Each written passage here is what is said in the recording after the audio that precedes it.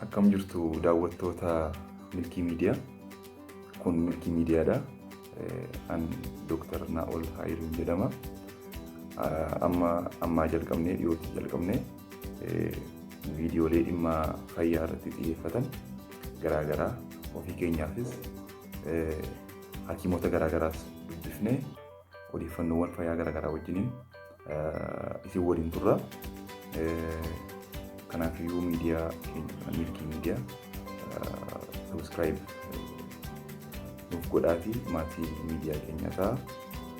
Odeeffannoowwan garaagaraa haala teekinooloojii fayyaa, qorannoo fayyaa haaraa, dhukkuboota garaagaraa uummata keenya keessattis ta'ee biyyoota garaagaraatti uumaman dursanii irraa of eeguudhaaf wal'aansa isaa fi odeeffannoowwan haala hawaasummaa garaagaraa kan biraallee qabannee dhiyaanna. Kanaafuu miidiyaa keenya Milkii Miidiyaa subscribe godhaa. Horaa deebanaa galatoomaa.